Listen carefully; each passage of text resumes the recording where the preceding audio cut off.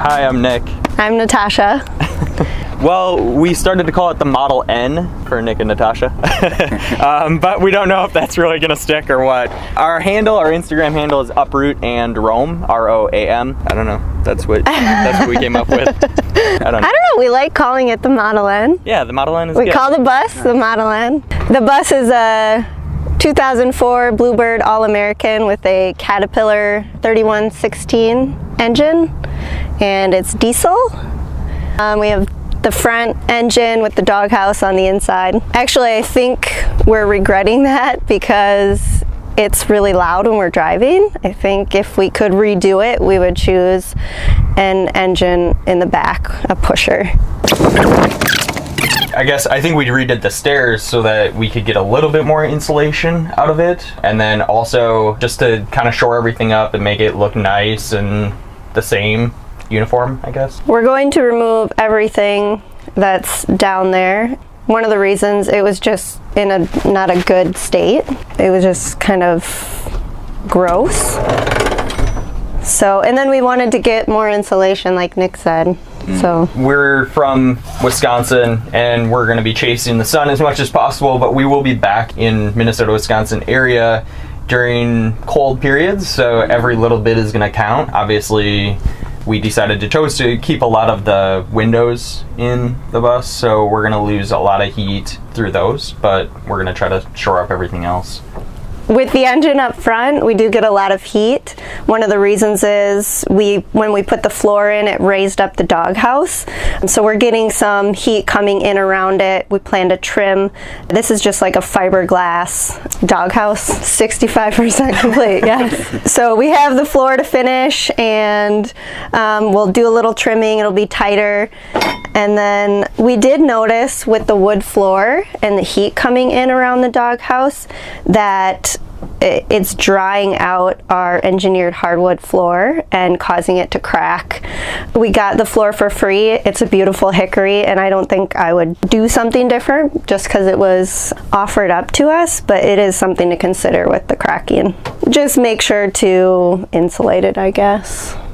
Or be mindful of it if you're not quite complete. Yeah, if we could secure it down, I think it would be much less heat, and I think it won't do any damage once we get that kind of cut down and secured in place. It does make us a lot more aware of what's going on up here. So the first time we broke down, we had a really loud fan and then a big squealing noise, and if the engine was in the back, we might not have been as aware of that. Yeah, our water pump seized up in Nashville on our third day on the road. So fortunately we had AAA, so we got towed for free, and in that first tow, it already paid for itself. AAA already paid for itself. So that was good. And then they told us that we had a seized up water pump, and he just said, you're gonna expect to have another issue or two in the next few weeks, months, and once you go through those issues, it'll be a hard part to go through, but once you go through them, you'll be good on the other side of it. You'll last for a long time. Yeah, our water temperature gauge is off right now, so it's actually bouncing around a lot. So we've been fiddling with it, just trying to figure out how to fix it. And we had a duct tape concoction that was working for a little while, but in the end, we just need to go in there and probably cut the cables and make the connection stronger again. It's been really critical for us to realize the importance of those gauges. We hit our first 7% grade a week or so ago, and we hadn't practiced downshifting the bus. We have an automatic transmission, and by the time we got to the bottom, we had a billow of smoke coming out of our brakes. So important thing to note is practice downshifting before you get to a big hill, and then also watch your air pressure gauge. Right. Because you can't ride the brakes or they'll fail, but if you kind of watch how much pressure you have, you can slow down 10 miles per hour at a time, and then just kind of do that 5 seconds at a time to slow down. So the other day we were going up a steep grade, and we noticed that as we got closer to the top, backup fan, whatever it is. I don't know, the loud fan. And that's just, that's to be expected, I think, in really hot climates like here. And when you're going up a steep hill and you're putting the engine through some hard situation, you're gonna encounter some of that. Like the backup fan will kick on and like just dissipate that heat as much as possible. Driving the bus it's been a learning experience. Like driving 40 feet, like I've never driven anything this big, and then you're in front of the wheels as well. So I think just getting used to that, like make it easy on yourself to start off with. Like, you know, don't put yourself into too difficult of a circumstance to start with. Allow yourself to like get comfortable. I didn't get comfortable until we were like 3,000 or 4,000 miles into this, you know, trip. So it takes a while. Like it's not like a car. There's just no similarities to it. There's just a lot of like rocking that happens. So what we learned really quickly is that our cabinets needed to have some kind of extra like thing that's going to hold them in place. So I don't know what style stoppers you got. So I just got some roller clips. Where were we at? Lowe's? Lowe's, yeah. Put one on each drawer and realized I probably am going to need two to keep it from slamming open when we turn corners. It's not a problem on the interstate when we're going fast. It's more so when we're in town and we're making turns. And we removed the front panel because of our roof rack, actually. We needed access to the rib or the beam that's right here. We bolted on, and you'll see from the outside, the vertical supports. So we didn't really want to take it out. It was probably the hardest piece that we took out involving the roof. The roof, we used an air hammer to get all the rivets out. Part, yeah. Yep, the ceiling. We just use a air compressor with a little bit, 2 bits, one to punch out the rivet, and then the other one to shear it off, like a chisel. And the front didn't have that. I think we ended up using the angle grinder to cut some of the rusty bolts that we couldn't get out. And it's just kind of like built in, the front piece was all one piece, and it was just kind of built into both of the sides, so you couldn't like get one side up and then kind of like wiggle it out or anything. But we were also worried about, we gutted everything down to the bare skin, and we were really worried about rust because we got this bus from Detroit, and it's just, you know, they deal with rust, you know, they deal with a lot of elements. So we just wanted to gut it and get it, like, see what our like situation was, and it ended up being like a good thing because then we understood exactly where there were leaks and we were able to patch it. And mostly that was the floor. Like there's a lot of patches that we need to do on the floor, but we feel like we got it. We did a good job with it. Thermal bridging was also a big concern. We didn't want that raw metal to be exposed to the sun and have that transfer to the inside, so we pretty much covered everything possible with foam. I mean, except for where you see around some of the windows, we tried to cover everything, and we also tried not to screw right into the ribs so that we weren't getting the transfer of heat, and if we did, we covered it with wood or foam. We chose the spray foam for a couple different reasons. One, because it's a vapor and air barrier. It's also rigid, so it adds structure. I was concerned that it wasn't a super environmentally safe option, but it had those other benefits. The other thing is, it was the most R value that we could get for that smallest space. So we had like 2 inches to work with, and we could get like a 13 or 14 R value out of that, whereas everything else was like 10 or 9 or 8. I think we ended up with like 2 inches all the way around. So we did the ceiling, we did the walls up to the bottom of the windows, and then we did all the floor. To prepare it, we cut, they're just 1/4-inch strips that go all the way along, and then we couldn't curve it quite as much, so we cut little pieces along there, and we used, what do they call them, like self-tapping screws? Torques. And then we used 1/4-inch ceiling planks, and we used finishing nails on that. And I should point out that it's really critical to use construction adhesive to also glue the ceiling on, or your nails will come loose and gaps will form between the boards because they shrink down. And I can show you back by our shower where we have really big gaps where we didn't put the glue. Yeah, the tongue and groove was easy. We got it at Home Depot. It came in packs, and I don't know, it went pretty fast once we got the hang of it. The hardest part was just that it's so thin. We didn't have a great way to get the nails set in, so we had to put the nail gun at a really low pressure, and it just caused issues for us to... So we ended up coming back on a lot of the nails and hammering them in with a hammer. There's and a one little nail set. here. So you can see, like, yeah, they're sticking out in some places. We just have to nail set them in. We haven't had a problem with it though. It looks great. We'll probably end up whitewashing it, filling in the nail holes, and just make it a little bit lighter. I know it's already light colored, but we got the lights on Amazon. They're little LED with the built-in transformer. The wiring is, I mean, we're doing all alternating current throughout the bus, and that was just mostly for simplicity, and we have enough battery and we have enough electricity, so we're good to go there. So we used 14.2 like Romex wire to go to the lights, and that's pretty standard. We watched a lot of YouTube videos, just tried to see what other people had done in a normal house build, because that's kind of what we were going for, was just a normal house build. Then, I don't know, we just wired them up. We don't have a junction box, which we double checked and made sure that we felt really comfortable with. I'm not sure an electrician would recommend it, but sure an electrician would recommend it, but we're doing it, and I think, you know, most people said, like, yeah, you're dealing with such a small amount of current that it shouldn't be an issue. And then we had these little wire connectors. Wago lever nuts. Right. And those are amazing. They were really great for hooking up the light to the Romex wire there, 14.2 wire, and you can just like snap them in place, and then if you ever need to like take the light out for some reason and like do some work, you can easily just unsnap them and then disconnect them, and then later on when you want to put it back in, you can re-snap them together. So we ordered a couple extra in case one went bad. Right, everybody loved them. They were a really big hit when we posted a photo of those on Instagram, so I think we learned about it from our landlord where we were living at. So the floor construction is 2x2s framed out, and I think we did 3 sections, and we did the framing so that we could put the spray foam down. It needed a way to like hold up the next layer, which is OSB particle board. And then on top of that, we have insulation padding, and it's the same thickness. It's about 1/8 of an inch thick to match the, we have thermosoft floor heat mats that are electric. And so anywhere we didn't put the heat mats, we put the insulation, which is the same product without the wire in it, the heating wire.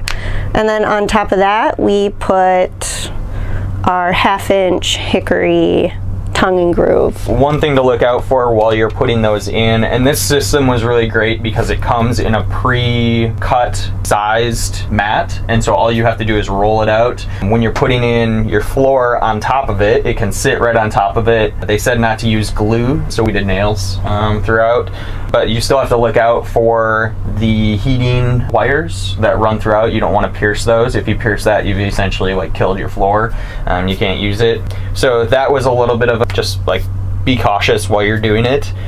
We have them all laid out and we have the connections all made. We just need to finish the connection to the main panel so that we can actually run it. So we don't know exactly, like, is it gonna be great or not? Like, we're not exactly sure, but it's a low draw. So, and with our setup, we have so much battery that we shouldn't have any problem with it. I think it's only like 1 amp or 2 per heating mat, depending on how big of a heating mat it is. It's really small. They're really efficient. It won't keep us warm in winter weather. It's like literally just to add some warmth to the floor. Arizona in the winter, we can get a little bit of heat. I think if we run those, so we have 2 up here, and then we'll have, I don't know, like... We have 4 zones. We've got 10 mats all together. Right, 2 mats in the front. We have a mat in each of the underbody storage boxes, and then we have a zone up on top of our bed platform and another like where the shower and the bathroom are. And I think if we run all those all night, you know, if it's 30 degrees, it'll stay comfortable in here. And I don't think it's gonna like stay hot in here, but 30 degrees with those running, that should be good. For anything colder than that, I think we're gonna have to run a little propane heater. I forgot to mention, the floor framing, the 2x2s are screwed together and then they're glued down with construction glue. And then it's essentially just floating other than the glue. In a couple places, we screwed it to the frame of the walls. We didn't want to add any more holes into the floor than we had to. We do get a little bit of bowing. The floor is definitely uneven, but it worked out fine doing the flooring in this kind of like lengthwise of the bus. So nothing square. The couch is my pride and joy. I built it in 1 day. Well, I should say 2 because the slats took a little bit longer. The foam is just a memory foam queen size mat that I cut down, and I'll probably cut it in half at some point so there are 2 pieces. So this is hinged in the back right here, and then it also pulls out, maybe. There's a design flaw here. It hits the countertop, so I'll have to change something there, but we have storage underneath, and I can show the other side to see what the wheel well looks like. All 4 of the wheel wells are the same. They're framed out with 2x2s, and then the foam was kind of sprayed after the framing went in. That's essentially all we really had to do to prepare them. I wanted the couch to go down a little, like not all the way to the end of the wheel well, so I'm going to build an arm on the end with a cup holder in the top, so that when you're resting and relaxing on the drive, you can put your cup in there. There'll also be an outlet on the front there, but I wanted to make sure that it didn't look weird with the wheel well sticking out the end. It was pretty straightforward. I saw a picture on Pinterest on how to build something like this. One thing I did realize is the slats need to be square in order to pull out easily. It kind of gets stuck right now because it's not completely square.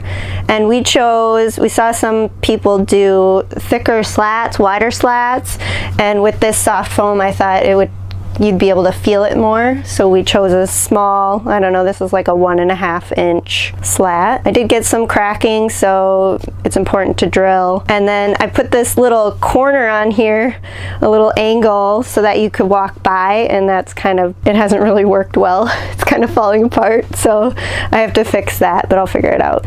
The design up here, the kennel for Tesla, is going to be about half of what it is now, to about here, and then there'll be a desk up front for one of us, and I designed the space very intentionally with 2 separate spaces, one for Nick up front and one for me in the back, so that we can really focus and dig into work. We're both software engineers and we need that quiet time. So there'll be a nice desk up here, and then I can kind of tell you about the kitchen design.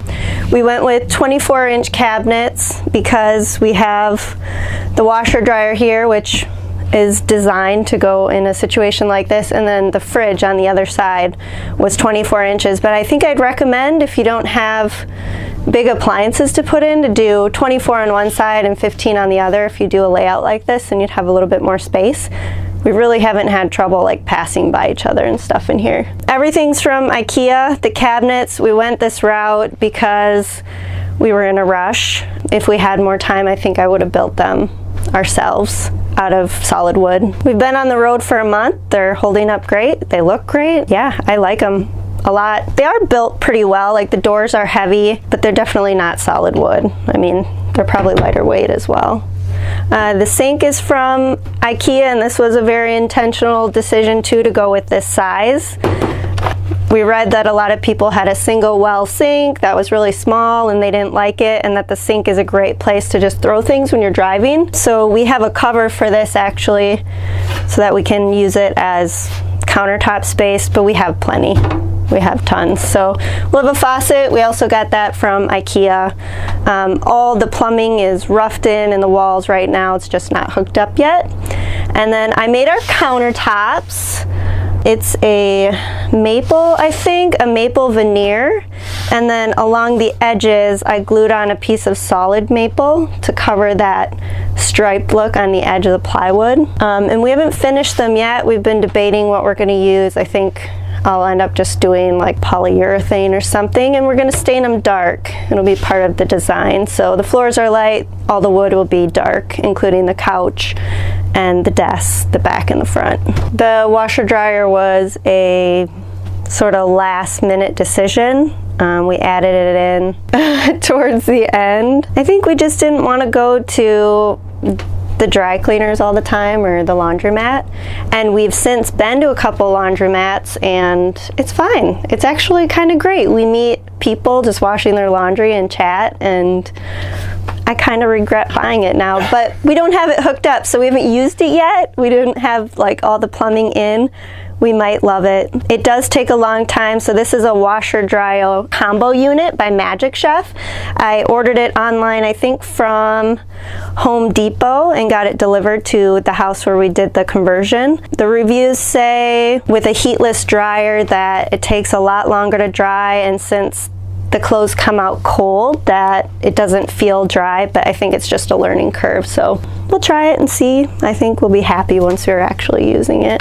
So the plumbing comes in the wall down underneath. It stops at the washer dryer hookup and the drain, and then it comes up and around here. You can see the cold water line comes here. The cold water line also goes in to the water heater. We have a sediment filter here to protect the water heater. And then this is actually, it's an on-off valve, obviously, and then you can run through like vinegar water and stuff to clean the water heater if it's not being as efficient as possible. And then the hot line comes out this side. It runs over to the shower head here, and then it also goes down to the washer dryer, back into the wall to the sink, and we also have a sink plumbed in our bathroom as well. And then this is an Eco Smart 8 kilowatt hour water heater, and it's completely electric. We had to get a pretty large inverter to support a system like this, so we wouldn't recommend it to everyone unless you really have a big setup. The inverter that we got is as big as I've seen anybody have. I don't know if I've seen anybody with a bigger inverter. It's a 6,800 watts constant, and then it can surge to 8,500 watts for an hour and up to 12,000 watts for 60 seconds. 8 kilowatts, so at any given moment, the number on the side is gonna say like 8, but how much it actually uses in practice, we don't know. Like the reality of it is I don't think we're gonna know until we actually set it up, because with anything, it will depend on like how hot do you have it set. Is it like all the way open, you know, or is it like you just need a little bit of heat, you know, so you have it the temperature set pretty low. So I think it's all gonna depend just kind of our usage and a lot of playing around and figuring it out. I assume it's rated for 8 kilowatts in a single hour at a particular temperature. So if we average a 7-minute shower, we should be just fine, like complete within our means of, we're not going to use even close to 8 kilowatts. We chose to have one source of energy that would run everything in the bus besides just the regular bus gauges and stuff like that, that all run off of the bus batteries, kind of the default batteries that the bus comes with. So yeah, we chose to just do everything off of solar. So we sized it to be as big as what we thought we would ever need at the maximum, which would give us like pretty much all the heat we would need, air conditioning, which are typically your two biggest draws in your house. And so we just kind of made every decision based off of that. It was like, all right, well, we're gonna get the biggest solar that we can get so that we can be off grid for a long time, maybe indefinitely. We do have the ability to set up with shore power if we want to. Our inverter will accept it. We just don't need it necessarily. And then we made every decision after that, like, okay, well, how much hot water do we want? We got to get an electric hot water heater. We're going to do it on demand instead of a tank, try to save a little bit of the electricity by getting on demand instead of a tank. And then, you know, we need a big inverter, we need significant amount of batteries. So yeah, all the decisions kind of just cascade. In that process, we made a spreadsheet with a list of all the appliances that we have in the house, including like our laptops, our toaster oven, our crock pot, the blow dryer, the fridge, the washer dryer, the water heater, like anything we could think of. We put it in a list in the spreadsheet, and in that spreadsheet we had the amps that it draws, the kilowatt hours if it was listed, the voltage, all of that, and we calculated out what it would take for our system to run. And we actually ordered the EcoSmart 11 and realized at that point we couldn't handle that, so we downgraded to this one. And we obviously haven't tried it yet because the plumbing's not hooked up. But yeah, we'll definitely, once we get it hooked up, let everybody know how it works.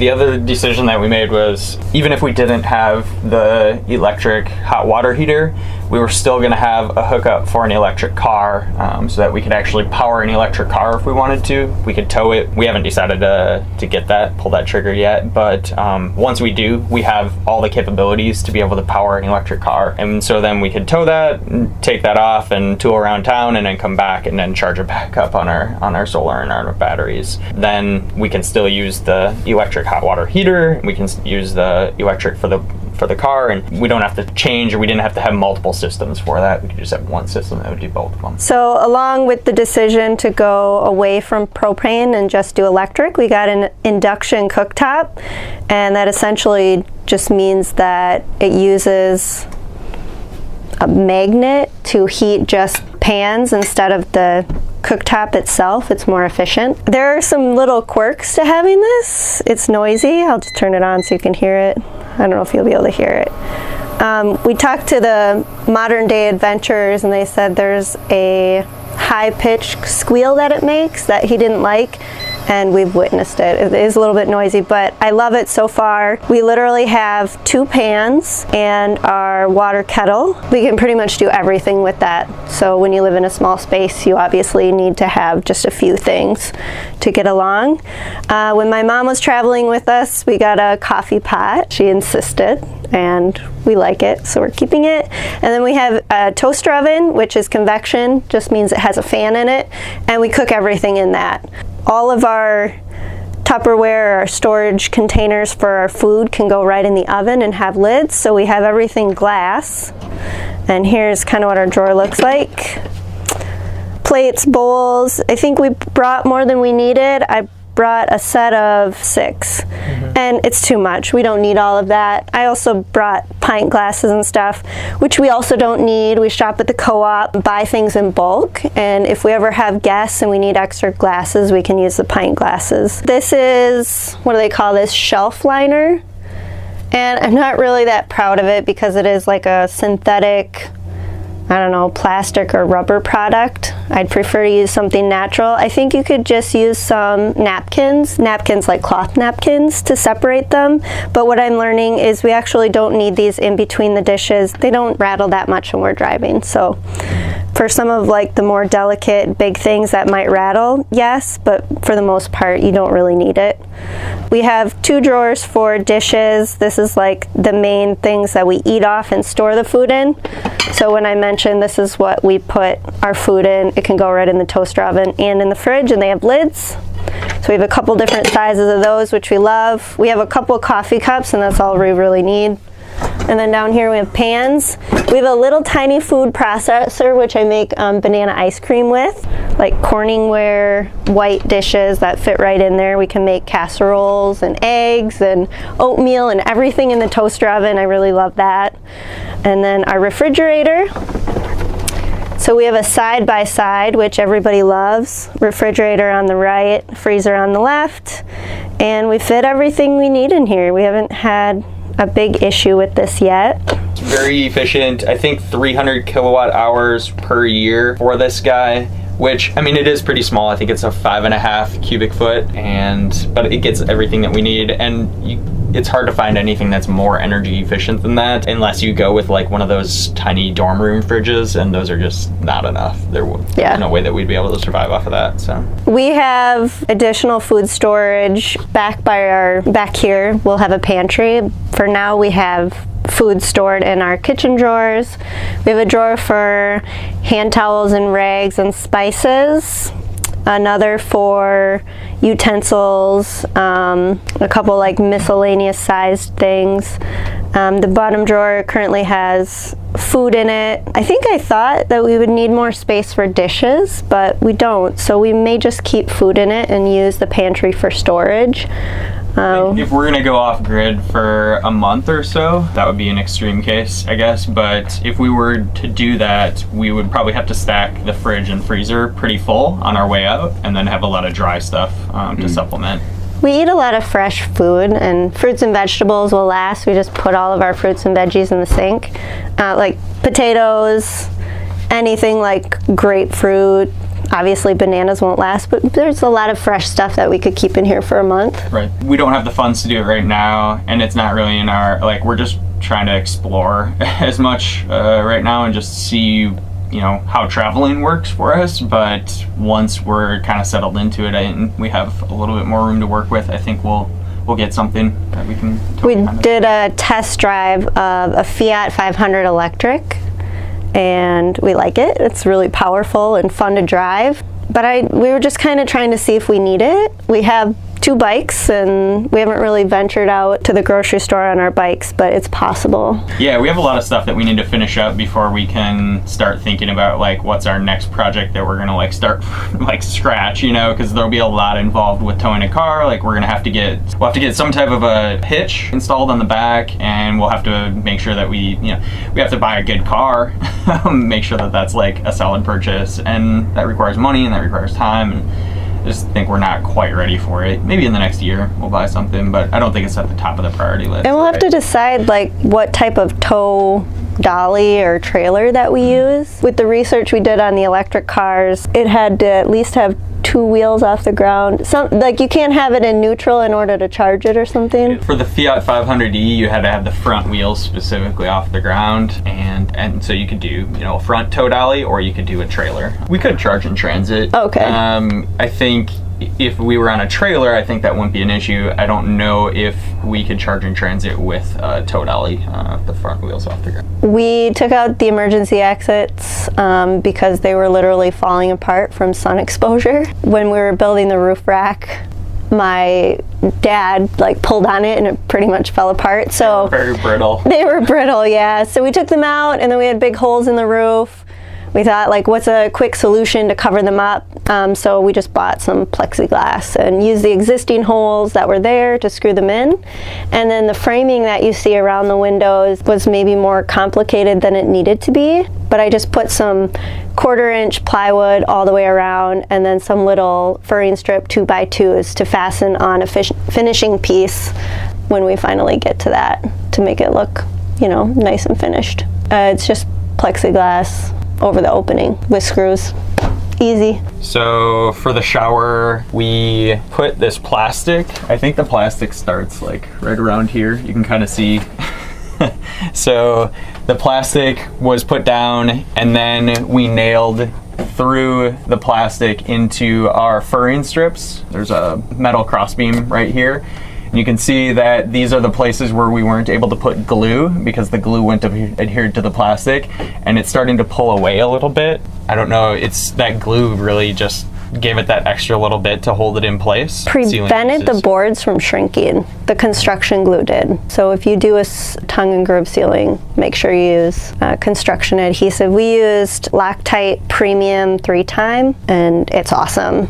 In cold weather, it worked great. It dries really solid and hard. I used the Loctite Premium on the floor when I did the 2x2 framing in the floor to glue it down.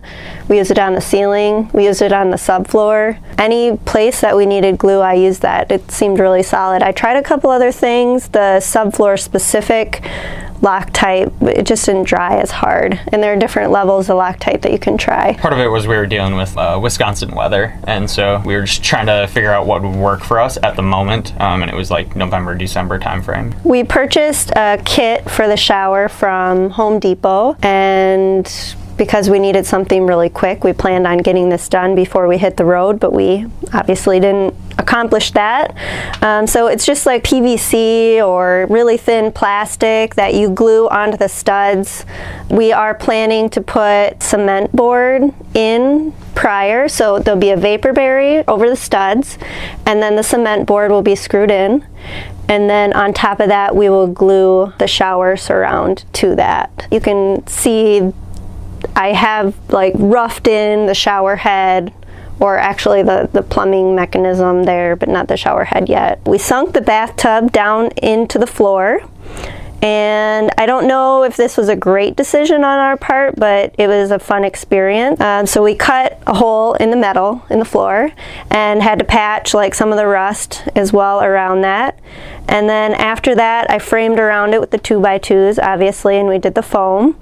And then we came back and we attached slotted angle steel around the edges, and mounted a framing system for our bathtub down into the floor, we gained 3 inches. I thought we'd gain more. We could gain up to 10 inches, but due to the plumbing needing to be a downward slope for gravitational draining, we only gained 3 inches, but hopefully we'll be happy and proud that we have the extra 3 inches. The alternative would be to add a sump pump to the drain so we can put it down lower, and that seems like a common practice to do in RVs, so we'll consider that when we actually decide to finish it out. And the tub is actually a mop sink, so it's a 3-foot by 2-foot mop sink, and we're going to build up the ledge around it. I don't know, we might end up just putting like a tiled ledge around the tub. And then the tub sits inside of our underbody storage box, so it's protected from the elements. All of our plumbing connections and all of that will be protected. And then we have a 100-gallon gray water tank that sits right below the tub, so that way the water from the tub will drain out and it'll just go gravity fed into the gray water tank. I don't think it's a problem. I think if we were doing anything worse than shower sink stuff, that's all like natural stuff, and we're even planning on getting some like natural soaps. So then, you know, you go into a gray water tank, and then from there I think we could release it pretty much anywhere. I mean, it's basically just rainwater at that point, you know, like maybe not the cleanest, but also like something that just occurs. So we don't want to get in trouble either, though. Right. And with that like bus stigma, like the people living inside of buses don't have a great reputation. Right. We want to follow the rules, but we also I don't want to dump clean I mean like organic material into a waste dump thing with a bunch of crap in it. It doesn't make sense. It's also in pretty smooth transition into the fact that we have a composting toilet. So we use coconut coir to mix with our solids, and you just stir it after you go number 2. And the liquid waste is separated. It keeps it from turning into a gross mess. The urine is sterile, so you can dump it in the environment, but there is that like controversy about whether it's acceptable. So right, I think we just need to be conscientious and like, you know, realize where we're at, whether we feel comfortable about dumping the gray water someplace. And there is a way to do it right. Since it's acidic, you kind of like, as long as you spread it and you don't let it puddle, it should be okay. So basic framing here, similar to the other wheel wells. We did this just because you'll always be sitting when you're up there. Tall people obviously have a little issue when they're standing on the wheel well, but we do plan to put some storage in behind this, so the toilet will be pushed a little bit farther forward. And we love the toilet so far. I think if we had more time, we would have considered building our own. Yeah. A Nature's Head composting toilet is the brand, but you can buy a diverter and build your own if you want. We empty the urine container once a day. It's at about half full once a day, and it's hard to find a spot to dump it, but we recently received advice. If you have like a dedicated bag that you can carry it in, you can always take it inside and dump it in a toilet when you're in downtown, when there's not like a place that you could dump it safely without getting in trouble in the wilderness. But all of the material, since it's separated, is safe and sterile, and I've watched a lot of reviews that it's really easy to maintain and clean it, but it's actually a little harder than I thought. I've emptied it once so far. We empty the solids about once a month, and we've only been traveling for about a month, so I would definitely recommend it. We have a little fan connected that is essential to dry out the solid container, and we just have it plumbed through the window for now. But if I think down the road we need to make it a little bit more sustainable, we could definitely either drill a hole in the side of the liquid container down to a tank underneath in our storage bin, or potentially take the liquid container out and plumb it directly to a container underneath, and that would be definitely way more manageable than doing it every day. Yeah, I would dump it every day. I don't want to dump it when it's all the way full. It just really, feels awkward. It gets really heavy too. It doesn't smell good either. It's been better lately. We have to dumping it once a day when it's half full, and then rinsing it and putting some vinegar in there helps. It's a process. It's not been the easiest change up. I mean, you start to realize that, like, you know, what are the conveniences that you have at home that are really nice, and a toilet is nice. Now, a toilet does use a lot of water, so there is that disadvantage. I do want to point out our framing, like our choice of framing. So I went with the traditional wall style framing here, where the 2x4s go, you know, the direction that you see, but you can also choose to do like boat construction where they go the other way, and I just didn't know it was an option, but we met the Modern Day Adventures. I've mentioned them a few times because we love them, and they did theirs the other way. So on the back side of this, I think I'll try some of it, but for those of you that want to utilize storage inside of the walls, I can show you on our wall over here. I actually framed it out so that we can have one section for him, one for me, where you kind of open up a piece of art like as a door on it, and then we'll have storage inside. So if you plan before you've actually built the walls what kind of storage you want inside, it's actually a pretty neat way to do that and have some extra storage. I also wanted to mention, before we moved into the bus, we were toying around with buying soaps and things in bulk at the co-op.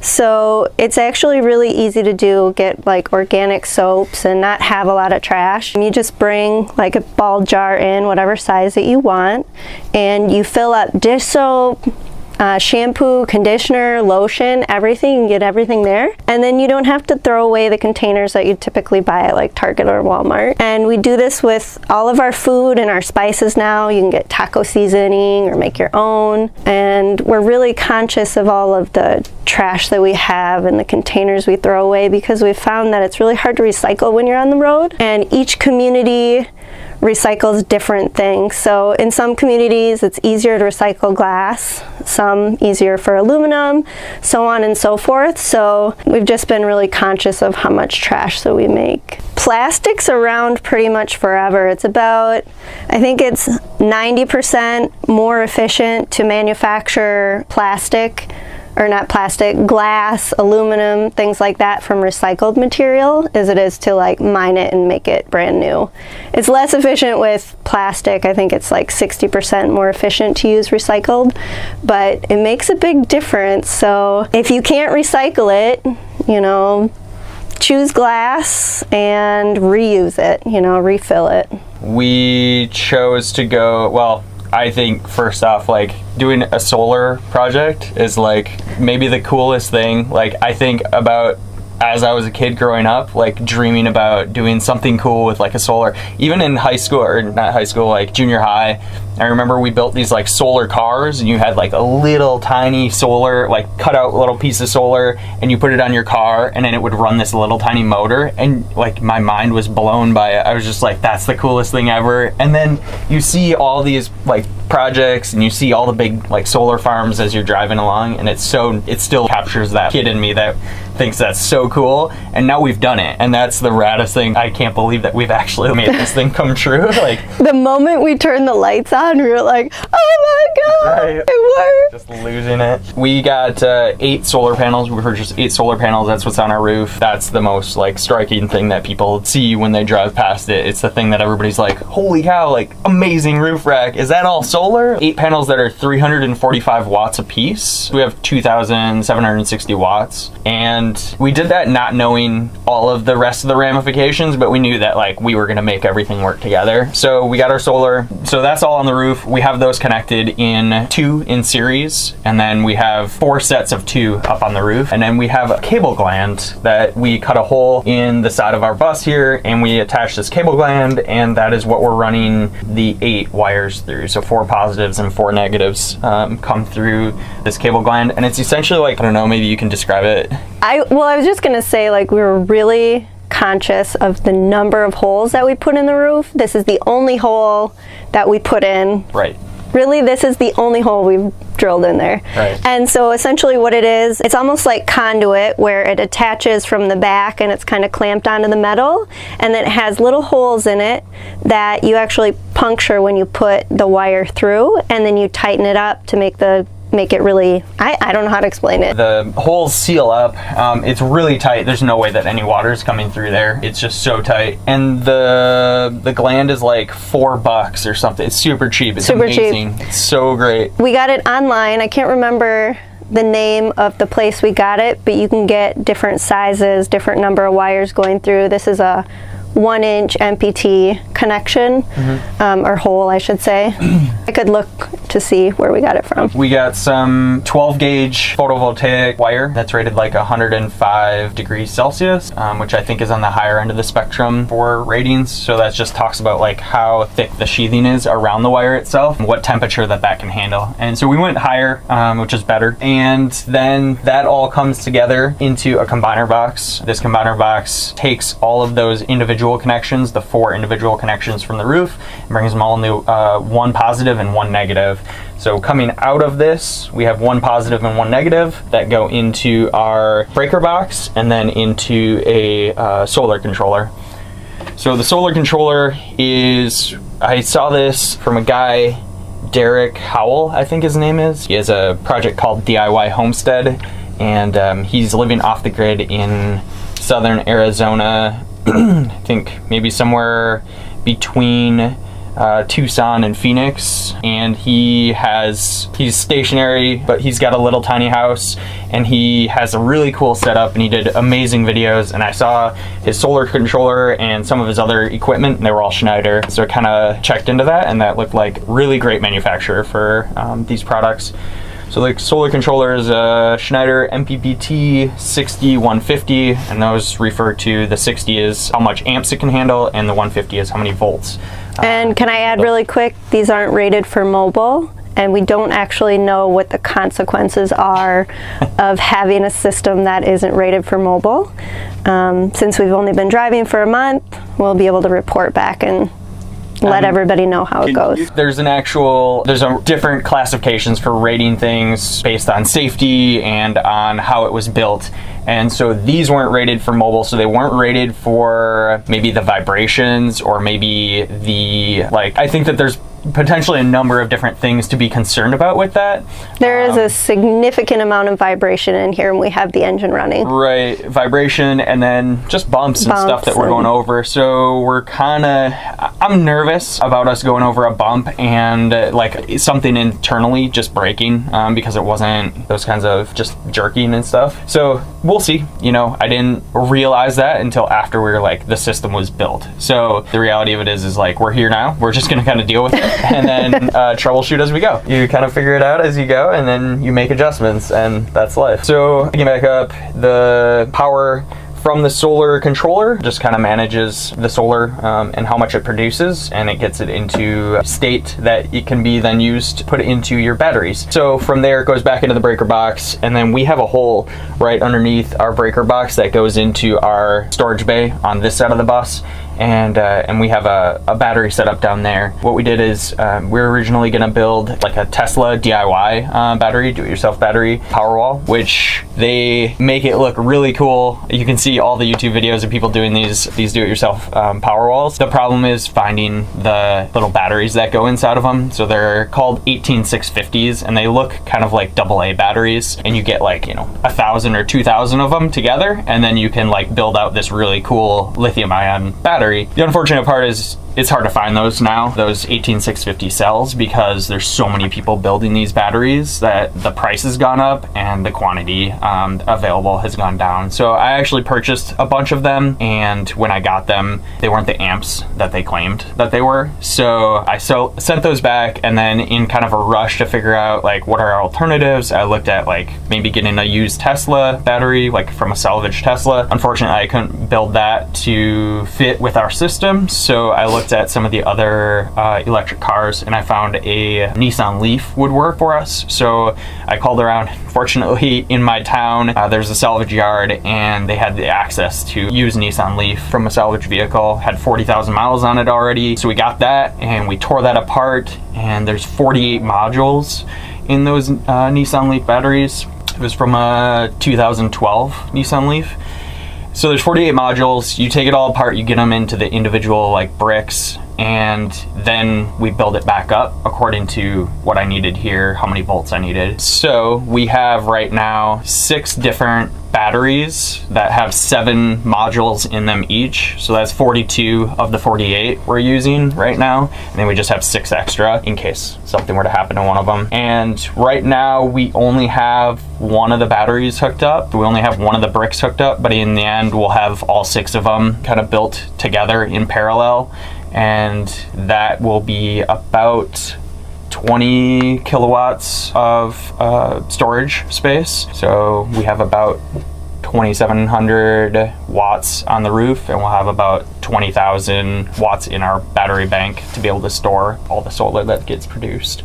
The modules themselves in each of our bricks are wired in series, and then the battery bricks together are wired in parallel. So that's a lot of information. And researching all of that took months and a lot of stress. I aged a couple of years. So I know some people, so actually the DIY homestead guy and the guy who helped him have actually written a lot of material. So I thought about, because I still feel like a novice in all of this. I don't feel like I know nearly enough to, I know enough to make myself dangerous, and with electricity that is a dangerous thing. So I feel like if I were to help somebody else, I would want to like know more. So I've thought about teaming up with those guys. They actually have created some really great material, and I thought it would be cool to like digitize it and help them make it into like something that people could go online and use, and that would utilize what I'm good at, which is software, and what they're good at, which is this stuff. So I learned a lot from them and other people too, just been invaluable resources. So once the power's in the battery, then pretty straightforward. It comes back into our breaker box and into our inverter. This is the Schneider 6848. So the first number is how many watts it's capable of outputting at a constant discharge. So 6800 is the number of watts that it can output constantly. It can go up to 8500 watts for a 1 hour surge, and it can go to 12,000 watts for a 60-second surge. So it's able to handle a lot of power. 48 is the number of volts that this is rated to. Essentially, your battery bank needs to be around a 48 volt nominal system to be able to invert this. So I don't know how to better explain that, but first number is how many watts it's capable of outputting, and the second number, the 48, is the volt. This then runs everything inside of our bus. It is our lights, our outlets, our heat, it eventually will be our air conditioning, stovetop, whatever, all the stuff that we have. One day it will be our hot water heater and potentially our charging for our electric car. Right, so that's just become standard like household stuff. You can see a lot of really great videos online for that, but essentially just hooking up a main panel. You've got your wires to your devices. So here we have on it washer dryer, and this is Romex wire. This would be 12 gauge wire, considered like 12-2, and this is what you would hook up anything under 20 amps. This guy, you just do standard wiring from here. We divided the bus into like 4 quadrants. So all of our outlets in each of the 4 quadrants have a dedicated circuit, and then a few have a dedicated circuit if they consume more energy. So our refrigerator has a dedicated, our washer dryer, I think our stove does as well. The stove is actually 240. And I should just really quickly note, if you're going to get an electric cooktop with at least 2 burners, you need at least 240, or you won't be able to boil water on one while cooking on the other. So critical tip there. And then you can sort of see here, electrical runs in the ceiling. We tried not to run any wires in the floor just because all the construction and the fastening of our framing and stuff, we didn't want to accidentally puncture something. But we did run into an issue with the ceiling when we were putting in these finishing boards, that we punctured our wire to our water heater, which is really big.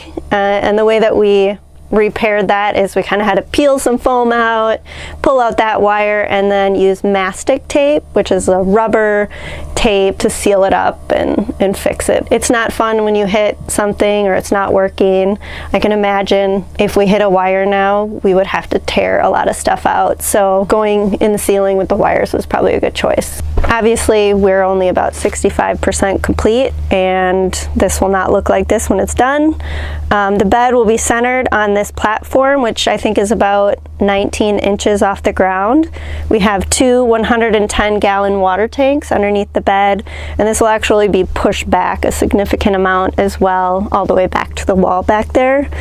So this will be centered, and then we'll have kind of some space down the edge, which will make getting in and out of the bed easier without disturbing each other. Have a little bit more room, making the bed will be easier. And we have some outlets in the walls, put some drapes up that look nice. The water tanks have some space behind them. So the water tanks will hook to, I don't remember the specific order, I have it all written down, but we have an accumulation tank. I think that is 5 gallons, which will prevent our water pump from like constantly running when you turn the water on. So when we take a shower, Nick, what do we think that we would use? Like more than 5 gallons, but yeah, so we're estimating like a 7-minute shower. I can't remember how much, but it'll prevent the pump from running and wearing the pump down was the goal. So we have a water pump back there, an accumulation tank, some miscellaneous hoses and stuff for filling the tanks, and then those hoses, pretty much just one blue PEX line runs all the way to the front, and then the plumbing kind of is roughed in up front. So we have 14 windows on each side, and we only removed 2. We removed the 2 behind the shower. I would say advice on this, if you're going to be in a cold climate and try to heat the interior, you should take the windows out and put something in that's more efficient. We haven't experienced super hot weather yet, so we're not sure how inefficient they'll be. Let's go check out the roof rack and the solar panels and some of the other exterior things. So we're outside. We're just gonna go through a couple of the things that we did to the outside of the bus to, I don't know, just get it ready so that we could hit the road. In Wisconsin, we had a couple things that we had to do. This is the same in a few states, at least most states, I think. We had to have all the yellow painted. We had to have the stop arm removed, and then we also had to have the upper flashing lights removed, and those holes had to be covered. So once you do that, then they approve you or like certify you that you are no longer a school bus. And then we have to send that in with our other information to get it titled as a motorhome. These requirements are very state specific, so if you have the option to pick a state that has more lenient laws, then go that route for sure. With the electrical panel, we pretty much just pulled out wires. We didn't really add anything into it. We did actually break one of the solenoids, one of the connections to the solenoids. And what we found is that because we'd removed so much stuff that we were actually able to route the wires that were being used on that one solenoid through a different place. So it ended up working out for us in the long run. We're good. We don't have to like do a whole lot in there. It was a kind of intricate process to figure out which wires we needed. So all the wires on the inside were bundled together. We unwrapped all of that and took out each wire that we didn't need to clean it up. Right, that took time, and it was good though. I think it was essential, like get rid of all of that unnecessary wire in the bus and just clean it up and make sure you know what's what, so that if you do have a problem later down the road, you're not like going through things and trying to figure out, you know, why does this break, like which wire is it, all of that. So we probably took out, like I said, maybe half of the wires, maybe more, maybe 60% of the wires that were in there that were unnecessary, that were essential for the bus as it was, but because we took out lights and because we took out the stop arm and all of that stuff, the emergency exit sounds and all of those alarms, that just wasn't a problem for us. Right. So that was all the wiring. We also built the roof rack. We designed the roof rack, and then Natasha's dad, Dana, did all the welding for it. So that was a big process. First couple of weeks was that. So one of the choices we had to make is how far from the roof, like the peak of the roof, would the rack be. Ours is 5 inches. I wish I would have done maybe just another inch or 2 so I can get underneath to paint and fix any rust spots. It's really tough for us to fit under there right now. Another thing that we might add in the future is a wind break in the front up here, because the wind goes underneath the rack and the panels shake. That's not good for the panels. If they do get damaged, we were told that we'll be able to visibly see if they're damaged from the top of the panel, but it's very possible that that could happen from the wind. We decided that we wanted to be able to tilt the panels up, and the only way that we were going to be able to do that is if we push them to one side and then put them on kind of a hinge mechanism. So we have a catwalk on this side where we can walk along each of the panels and we can actually like unscrew them. We haven't done it yet. We don't have the tilting mechanism finished. But once we do, we'll be able to walk along and we'll be able to unscrew them and tilt them up so that we can optimize the angle of the panels and get the most possible sun, depending on what time of year it is. So if it's winter, we need a little bit steeper angle. If it's summer, we probably don't need much angle, depending on, again, the time of year and the location, like where we're continent. The solar mount is essentially a piece of slotted angle steel attached to the panel, and then another attached to the bus, the roof rack, and there's just a bolt as a hinge. I don't think I'd recommend for people to copy our strategy. It wasn't flexible enough when we were putting it together to be an easy process at all. It was really tough. Do some exploration, like prototype or something, figure it out. I think it'll work for us, but it was really hard to implement. 2/3 of the bus are panels, and then we have a third in the back for stargazing, which I did when we were in Quartzsite, and the stars were beautiful. Stargazing, we watched a parade up there in New Orleans.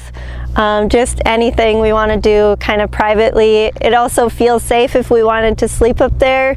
We're away from any critters that could get us on the ground. It's like our default hangout spot, you know, if we're traveling somewhere and we just pause and we want to see the town a little bit different. So I just want to mention like the paint, and we took the windows and stuff out. So as far as painting this beast, chose an airless sprayer, so we didn't need an air compressor, and we didn't have to thin it or anything. Prep, I'm gonna warn everybody, prep takes so long, 3 times as long as it takes to spray it. But we removed all the windows as a part of the prep because there was water leaking down into the walls, which will cause rust. Taking them out wasn't too big of a process. We did some scraping, we cleaned them up. I'd recommend if you take them out, polish them up. There's no reason not to. We just use steel wool, and I think they're called SOS cleaning pads. They have like a little bit of soap on it to lube it up a little bit, and they're really shiny now. So that took off like the corrosion and stuff. Yeah, and then we did some taping. We sanded everything that was rusty down to shiny metal and primed it. So what you see here is just a primer. We use a Rust-Oleum oil-based product, which is better for outdoor application, and I think we're actually going to change our route on the top coat. So we were going to use a Rust-Oleum enamel, which is what we used on our roof rack, and it takes a week to cure. It takes days to dry, and I'm afraid that it's going to get dust and just get damaged. So we're going to look at a 3-part primer and a water-based top coat option later. On the roof we used an elastomeric. It's like an RV coating to keep out some of that heat. It seals it too, so if we had any leaks it kind of patches it up. Still have a bucket with us. It's like a 5-gallon bucket of it. The problem with it is it's really thin, and you have to put on like 50 coats for it to be like... I thought it would be thick and rubbery, but it's thin. We did like 7 coats. It's working okay. We have a lot of footprints because we did more work on the roof after we'd put it on, so we have to go back and like touch it up and just kind of make it look nice. Yeah. So the underbody storage boxes. Took me a couple weeks to design these things because I didn't have a lot of knowledge. I was initially going to use slotted angle steel as a frame and then bolt in somehow or rivet in walls to the boxes, but it turns out I had a cousin who works at a manufacturing place, which I probably shouldn't mention, but what he did is he got a large piece of sheet metal and was able to bend it in several locations, so we have a solid sheet for the underbody box and then some end caps that are welded in. He also had a frame, a thick 2 2-inch angle steel frame welded onto it as well, so it's really strong. We had quite a bit of trouble trying to determine what the doors would be, so what you're seeing now is kind of a temporary solution to get us on the road quickly.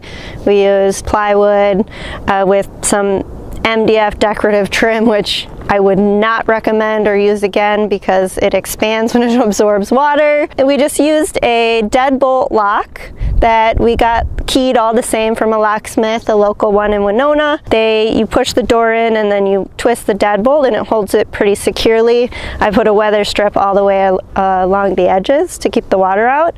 And it's been pretty good so far. We can't really say for sure because we have some gaps along the back that we haven't sealed on the inside that let water in, and then some little holes where bolts go that we haven't filled. So, but for the most part, it's been awesome. It's a critical piece in our design, these underbody boxes. It holds all of our plumbing on this side of the bus. Our gray water tank is probably, I think it's like 96 inches long or something. The sink drain, the washer dryer drain, the bathtub drain, shower, and then another sink drain for the bathroom all go down in there into that one tank.